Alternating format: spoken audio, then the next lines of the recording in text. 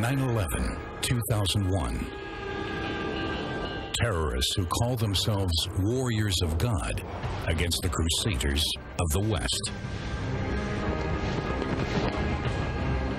Two religions that demand peace, yet wage war throughout history.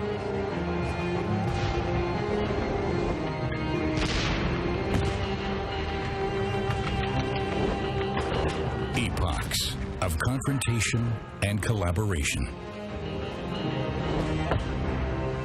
Peoples and powers who fight in the name of God, but who struggle for supremacy on earth.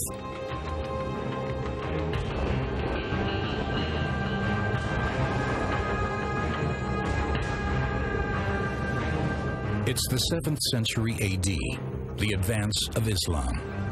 United in faith, Muslims are forging a global empire.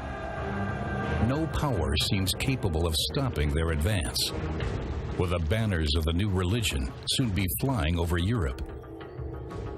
A decisive battle looms, Christian warriors against the sword of the prophet.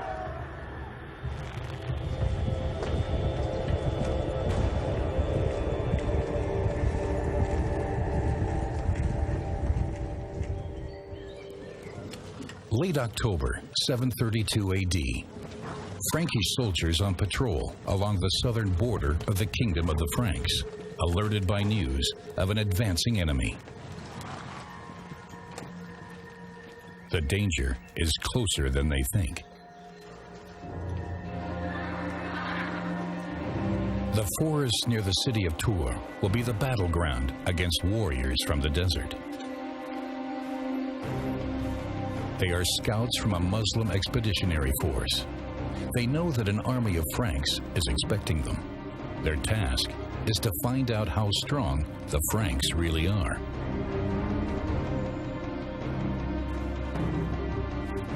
For the Frankish patrol, the enemy scouts remain invisible.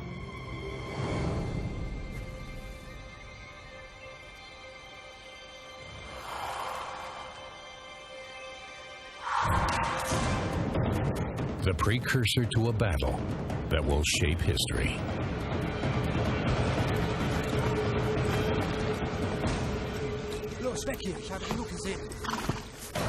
The Muslim scouts have seen enough. The Franks have amassed a huge army.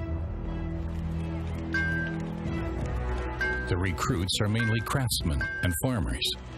They've been turned into Western Europe's largest army under the leadership of Charles Martel. Bishop Milo of Trier, himself an experienced war leader, is in awe of Martel, who's forged an army that is second to none. His secret, iron discipline. Charles Martel is a Frankish nobleman with a reputation for being tough and fearless in the face of the enemy. His nickname, Martel, the Hammer.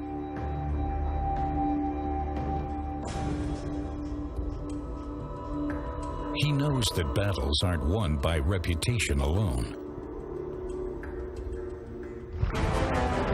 Who are these foreign warriors who have invaded Western Europe? South of Tours, the Moorish attackers have made their camp. Are they here to pillage or conquer?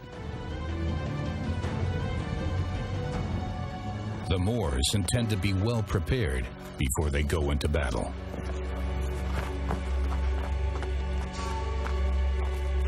They haven't expected such a large army. The Franks seem to be well armed and ready for combat. So far, no one has been able to halt the Moorish advance.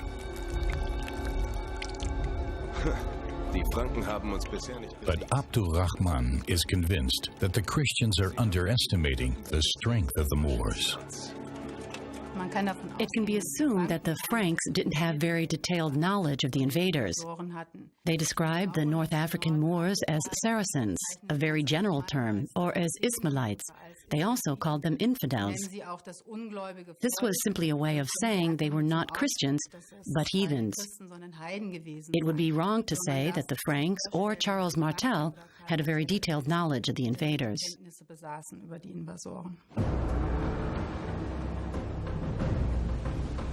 21 years earlier, in the summer of 711, the Moorish army had landed on the south coast of Spain.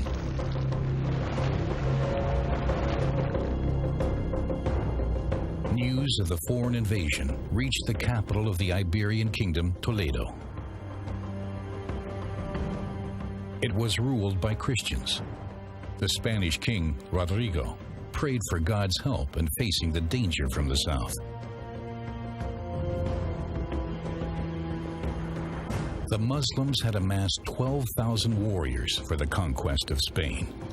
To the Christian defenders, they looked like invaders from an alien world.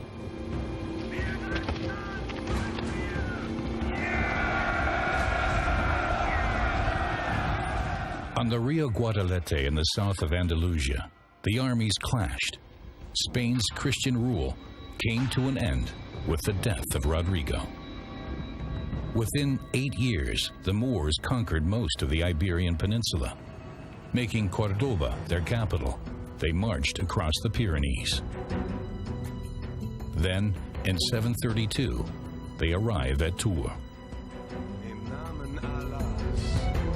The leader of the Muslim army is Abdul Rahman, governor of Al-Andalus, Moorish Spain. The emir is considered ambitious and skillful. He'll go down in history if he gets his way.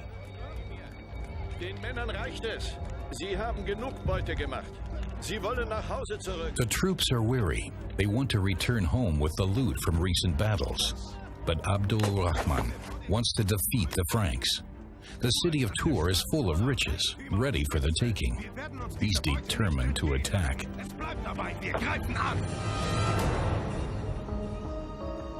The Muslims take up position outside Tours.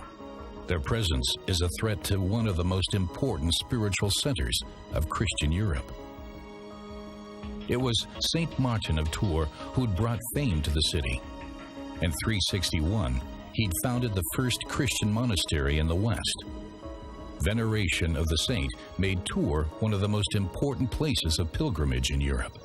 Tours played a major religious role within the Frankish kingdom. The city contained the tomb of St. Martin, by now the Franks' most important patron saint.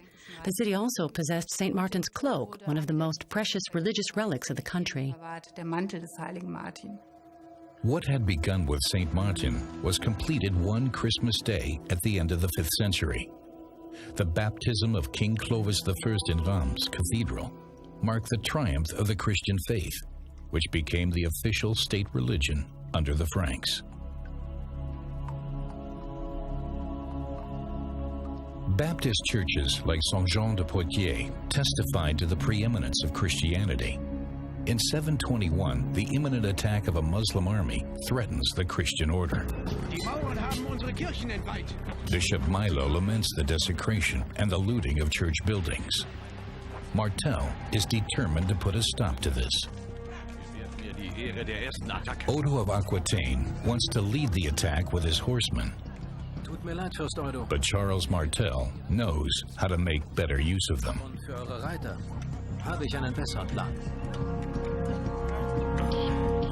Otto is a former opponent of Charles Martel, but the Muslim danger obliges him to form an alliance with his old foe.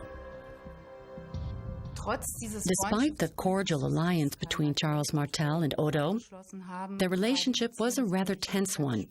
We know this because Charles Martel fought 2 campaigns against Odo in 731. But in the end, it was the common danger that obliged both of them to fight the Moors instead. Are their Christian allegiances strong enough to help them master the new challenge together?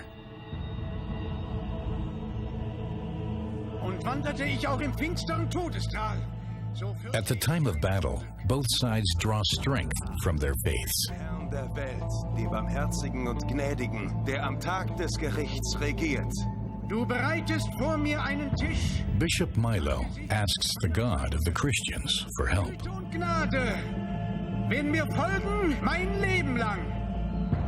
Und ich werde